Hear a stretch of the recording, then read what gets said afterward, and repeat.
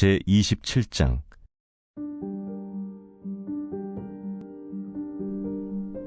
너는 내일 일을 자랑하지 말라.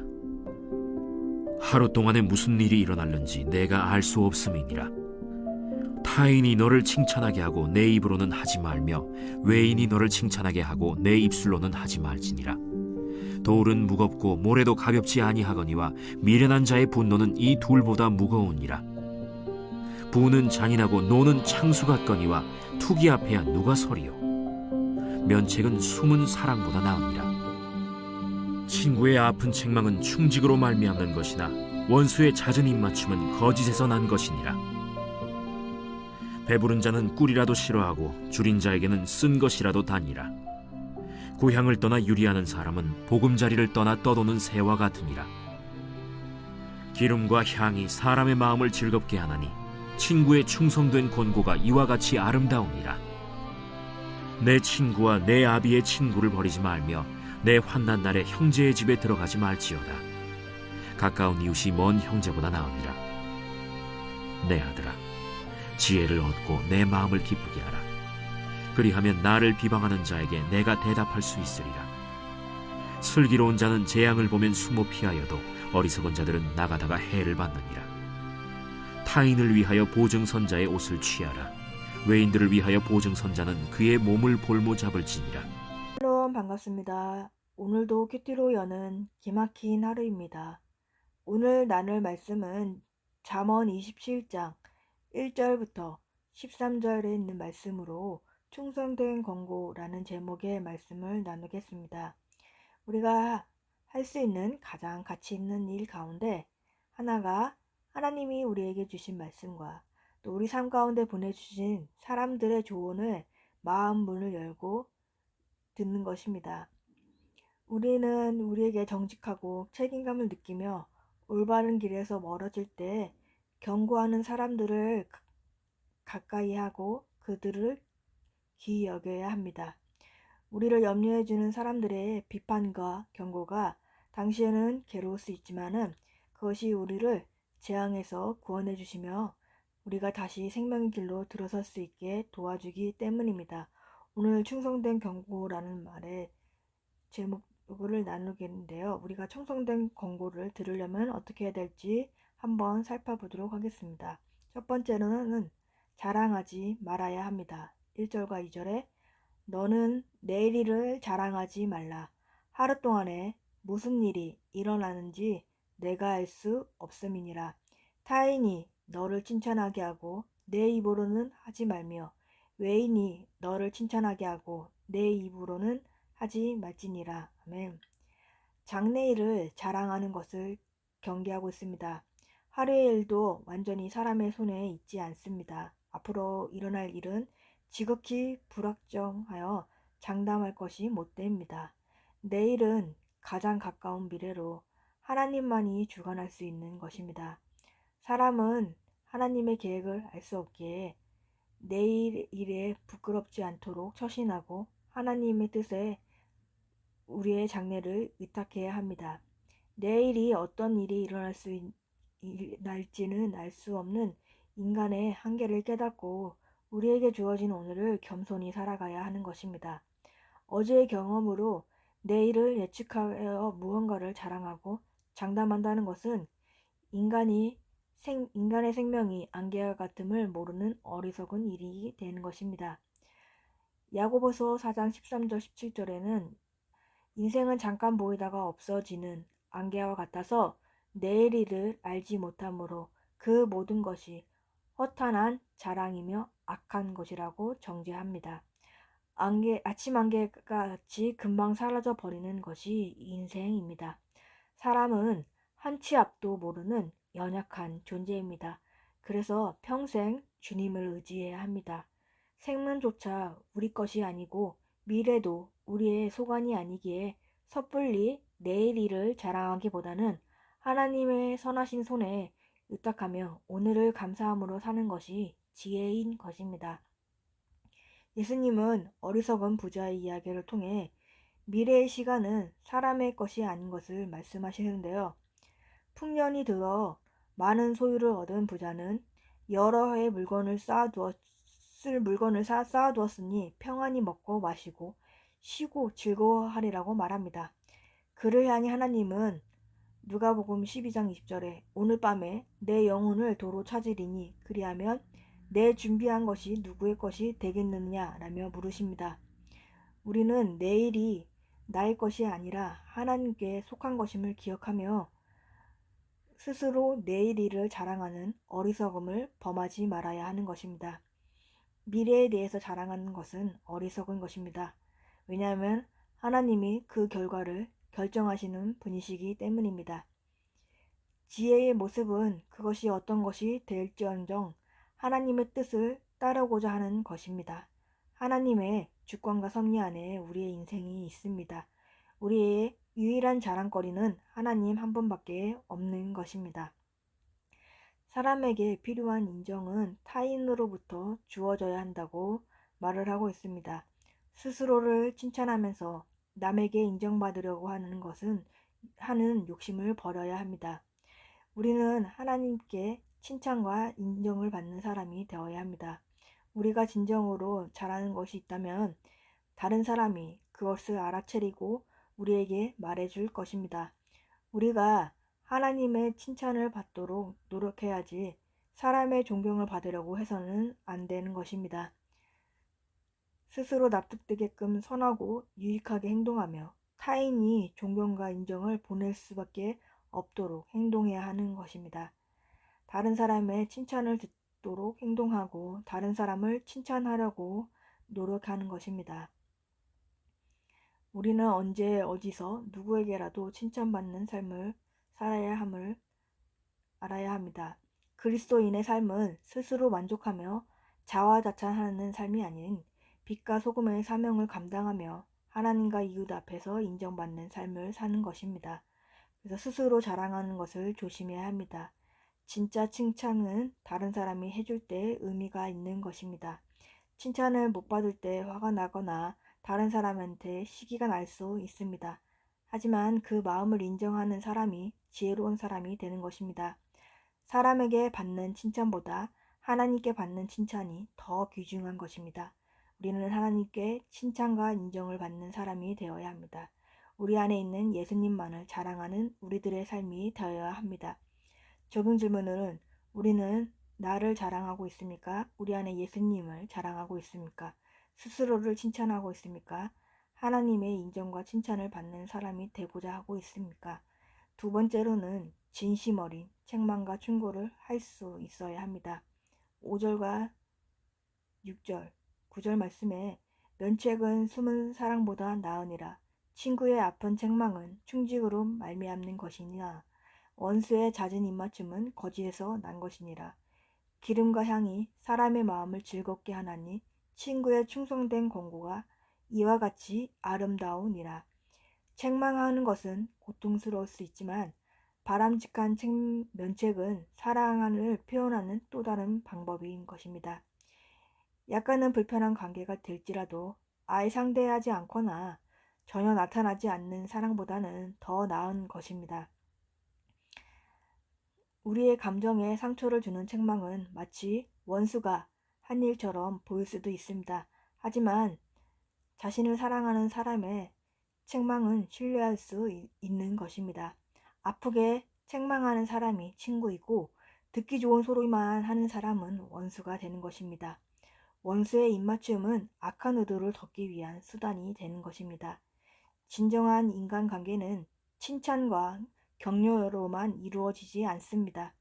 참된 교제는 바른 길로 인도하려는 사랑을 담은 날선 충고와 쓴소리도 할 수 있는 관계가 되는 것입니다. 지금 당장 듣기 싫다고 친구의 진심 어린 조언을 무시하면 잘못된 길에서 벗어나기가 어려워집니다. 우리가 뒤에서 험담하는 것은 쉽지만 면전에서 책망하는 데는 상당한 용기가 필요합니다. 그 사람을 아끼지 않는다면 하지 않을 행동입니다. 그 사람을 아끼기 때문에 그 사람 앞에서 책망을 할 수가 있는 것입니다. 그런데 우리는 마음에 듣기 좋은 말만 찾아서 다니는 것은 좋지 않습니다. 우리는 진심 어린 충고를 나눌 수 있는 진실한 친구가 되어야 하며 또한 그런 진실한 충고를 들을 수 있는 사람이 되어야 하는 것입니다. 참된 친구라면 겉으로만 위로하거나 듣기 좋은 말만 전하는 것이 아닙니다. 당장 귀에 거슬리는 말이라도 그 사람을 향한 진정한 사랑에서 나오는 진심 어린 충고와 조언을 아끼지 않는 것입니다. 너무 두려워서 할 말을 못하는 사람은 오히려 친구의 영혼을 해치는 사람인 것입니다. 기름과 향은 사람의 마음을 즐겁게 합니다. 지혜로운 사람은 친구의 충성된 권고를 기름과 향처럼 즐거워합니다. 친구가 보여주는 선의가 꿀의 달콤함에 비견되면서 친구의 충실한 권고가 기름과 향에 비견되는 것입니다.